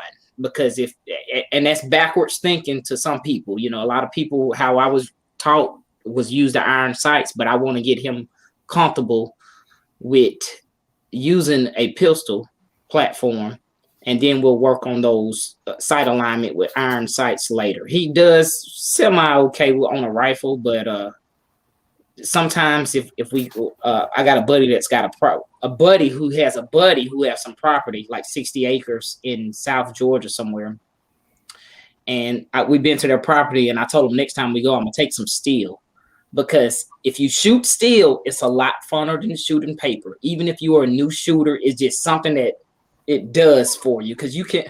My eyes, I'm not that old, but my eyes, it's still hard for me to see a bullet hit a piece of paper at 20 or 30 yards. I can't see unless I'm shooting a shotgun or something like that. But if you hit that steel and you get that feedback, that ding, to any shooter, that's just like an adrenaline rush. You're like, oh, I hit it. So But some people don't like the Tauruses, Jeremy. Some people love them. I've got a few buddies that has those G2Cs and G23s or G something. Yeah. So yeah, I had the 2 service things with mine that when I sent my 2 revolvers back, and nope, I'm done. Did they repurchase them back from you, or you end up making them like a private sale?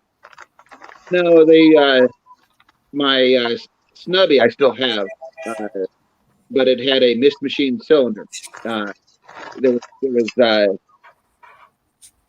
the inside were okay, but it's like they polished them and wallered out the chamber, and it got bigger in the middle, and you couldn't eject the round from it. And 4 months later, they sent it back. It's the matte stainless, and they sent it back with a nickel cylinder. Oh wow, yeah, that's what I'd be a little pissed off about that. Well, when I was kind of happy just to have a gun back from them, but yeah, well, it didn't make me pleased. I asked about it when I had my Model 66 in after I blew the forcing cone out. 8 months later, anyway. But when I was in, I asked him about that, and it says, "Well, it says here in the notes that you asked for it." It says, "I didn't know it was a possibility until I got the gun back and opened it up." Wow. So they decided for me and said I said it, so I wasn't pleased. In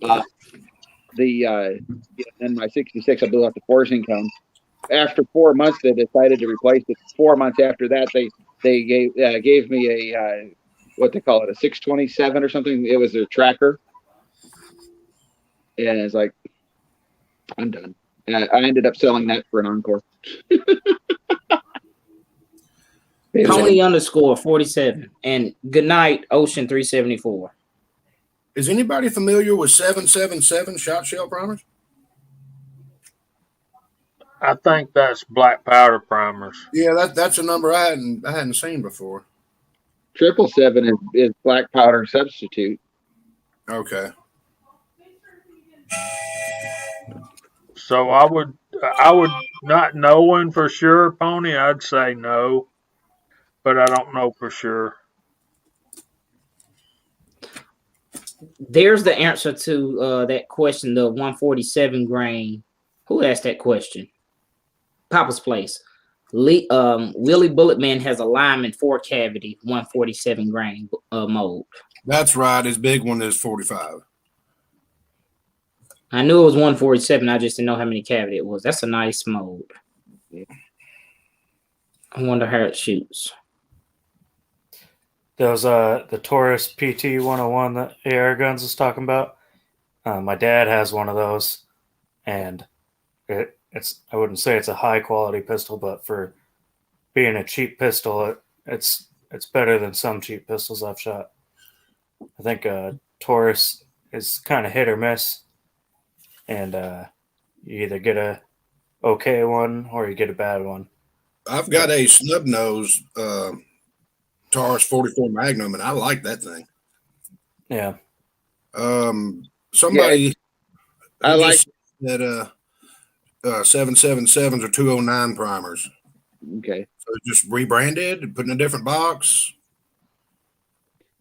My problem wasn't so much with the operational. Once I got an operational one with Taurus, to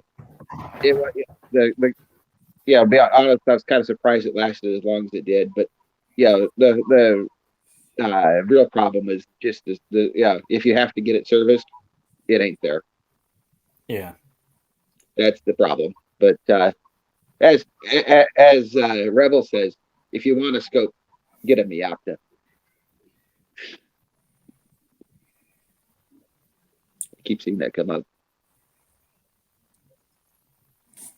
Mario Moson's in the chat. Hey, brother. Yeah, just suck it up. Buy once, cry once. You ain't lying.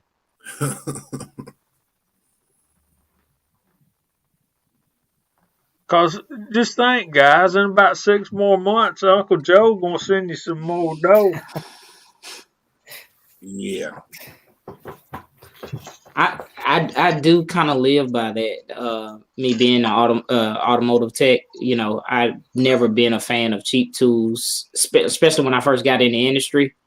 You talking about rounding stuff off, so I kind of, even with a lot of firearms I bought, they were not the cheapest. They were not the most expensive, but they were not a buy once, cry once thing, but they were not the bottom of the barrel things. And as a lot of people know, my first press was a Dillon 650, but it wasn't because I wanted the best. It's just because I wanted volume for what I would be loading, which I knew I would enjoy reloading because I'm mechanical minded stuff. I do a lot of stuff with my hands and specs and numbers and what have you. So I kind of want to know why stuff works. I was the kid taking apart Hot Wheels, as weird as it seems. So why does it spin so fast? You had to get a drill bit because they're riveted. You know what I mean? Hot Wheels are riveted, So yeah, we made CO2 powered cars in 7th or 8th grade at shop class, and we had the 2 different sized bottles of CO2 cartridges. Oh yeah. Mine went the length of the gym in 0.23 seconds, and it disappeared. I question everything. So when people, even in school, if they was telling us something, I was like, well, why is that? They was like, because that's what the book says. I'm like, no, I'm not going for that. Tell me why, or explain to me why is it like that. And so that's maybe a flaw, and it's maybe a plus, depending on how you look at it. Where are we at? Okay, I was looking at the time. We're coming in on 8 minutes left. Does anyone in the side chat, is anybody looking up on primers? Besides, who is that says they get them all the time? Daniel God is my judge. Yeah, was it one of the guys I know got some recently, but no, they're if you're not Johnny on the spot with them, you're done. Yeah, I'm just not willing to give up one of these for 1,000 primers. I'm not trying to. I like my finger. I'm not willing to cut off a finger for primers because they are pricey. Yeah, I mean, my last box of primers I got, I sold some 9mm, in today's prices, not as much as I could have got, but another guy wanted them. He works at a store selling them, whatever, at a pawn shop, but a retail shop, whatever. But, he bought them, and then I put some of that money into buying a box of primers at the gun show. They are not cheap. If y'all see PC Bullet Empire's comment, I did a video. It's like 15 seconds, and a lot of people don't agree with TikTok, but I'm on TikTok and I get enjoyment out there. It has its purpose. And I did a video with TikTok. They use a lot of sounds, and those sounds become like a trending sound.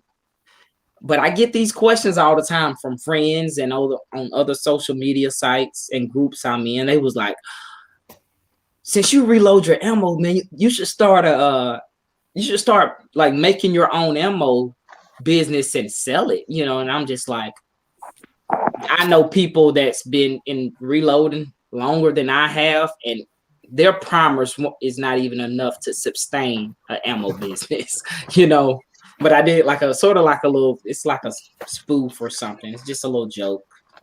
Yeah. But I do get that question a lot. People like, hey, how come you don't start an ammo business? I'm like, price of primers. Yeah, I mean, the one vendor I had that I found at my gun show said he walked in with 120,000 primers for the weekend. It's probably gone in less than an hour. No, it was. I caught him on Sunday early afternoon, and he was there Saturday. He still had most of them. Down here, we normally don't have a whole lot of reloading stuff in our gun show. up until recently, they've been complete AR fest, and maybe AKs and a little bit, but and a bunch of handguns. But they would sell ammo, bulks of 9 at a decent price, all that stuff. But it was kind of interesting to actually see reloading supplies somewhat there. This guy had 9, or had a bunch of different primers. He had CCI 450s. The ones that he had of those were the old orange and the red and orange on the white box label for CCI. He had a bunch of Remington primers, and he had some other stuff. But he had some gold medal match versions of primers. And I don't think it's quite that old. That's another generation back, I do believe. Big E, how much was he selling those primers per 1,000? The Remingtons were $180. The rest of them were $200 for 1,000 primers. Yep. Rebel, that too. A lot of people don't understand that about the manufacturing license and all your insurance and all kind of stuff. So I kind of was like, I just tell people that's not in my ballpark. Yep. Well, and especially right now because of the primer shortage, even manufacturers that are producing millions of rounds a month they're even having trouble getting primers because all the primers are going to the big boy manufacturers. Right. Well, we're going to start our outros because we got like 3 minutes. And I don't have much to do this weekend, but that don't always work out like that. But I am going to attempt to reload some 308 because that's something I've been lacking on for a minute. I need to get out my rifle and take it long range, at least 100, 200 yards. My buddy's got some property that we may do that here when my buddy lets me know about it. So that is it for me. I appreciate all y'all in the side chat. It's still 42 of y'all out there. Either y'all fell asleep on the chat or y'all have been very interested in what we've been talking about this evening. So I appreciate everybody who's here with us. Russ was here, James here with us, and Big E's with us. So Big E, what do you got coming up this weekend, if anything? Got to get off to work tomorrow somehow, and then I was going to have my car worked on and get some things done to it on Sunday, but with the advent of the happenings this evening, maybe that'll happen tomorrow, and then that'll open Sunday up for going to the range with the 4570. Nice. So. James, thanks for being here with us, brother. You got anything coming up, reloading or in guns this weekend? Possibly. Nah. Probably not this weekend, but I need to get some reloading done. And as you can see behind me, I need to clean up the bench in order to do some reloading. But looking forward to trying out those bullets that Jamie sent me, and maybe I'll do some footage and do a little YouTube video. Who knows? Cool, brother. Look, thanks for joining us. And anytime you have those questions, man, ask. Yeah, I appreciate the invite. Hey, Chica, get with Jamie and go shoot those 357s he made of mine. I will, man. I like a 357, definitely. Big E's dying for a video on that. Go ahead, Kyle. Guys, thanks for joining us, even everybody on the panel. James, all of us need to clean off our reloading benches. Get used to it. It happens. The only person I know with a clean reloading bench is Uncle Jim. Hats off to Uncle Jim. I got a busy day tomorrow, but Sunday I'm just gonna kick back and relax. Still same old thing. Got a whole lot of shotgun primers, so I'm playing around with that. And every now and then I get to go shoot a couple of them. Other than that, that's what I got. Thanks for being here, and we'll see you next Friday. Real quick for Jamie goes, G23 is asking about pricing on Dillon's. I just went to Dillon's site. Their 750 is listed as $593. That's regular price. Yeah. So that's not bad. No, that ain't bad for what that is. Correct. I didn't think they were gouging. But if you go to eBay, Max. so here's one caveat. It says out of stock, but okay to back order. So if I was really interested in it, I would back order at this price. It may be 3 months. Lock the price in, yeah. Yeah, it may be 3 months, but still. And I do know that they Dylan is shipping because I've seen their boxes come through my post office. Mm-hmm. All right, Jamie, go ahead. Sorry, brother. What else you got going on, Big E? That's my 45. Those are my 4570s I built. They got the I got the 500 grains of with the old gold high tech on it, and that's with my Norma 200 powder. My Buffalo rifle powder showed up today, so all happy there. I get to load up some of that here going forward too. You shooting that out of a lever gun or one of those? Not a contender, right? No, I have the Encore. Encore, that's big one. It's a slightly larger, heavier frame. We shot one of those at range day. You remember that, Jamie? That one shot. I think it was 45-70, but it was suppressed. Oh, yeah. that was fun. And that suppressor, I know. I was thinking that with the suppressor it was going to kick harder, but it didn't. It was like less. Yeah, suppressor almost acts as a brake. It kind of does. And here's the kicker: the guy was like, "I need that brass." Hey, Chico, imagine that 500 grain bullet. I've shot it out of mine, my Encore, doing 1,800 feet a second. Yeah, it was. I think that guy probably was the only other guy that reloaded besides us. Yeah, he needed that brass. That was a 45-90 or a 45-110. It was at least a 45-70, but I think it was bigger. And he had a suppressor on it and a scope on it, and it was dead nuts accurate, wasn't it, Chico? Yeah, it was fun to shoot, man. Definitely. Yeah, so guys, we're gonna try to wrap it up. Unless anybody's got anything else they want to share.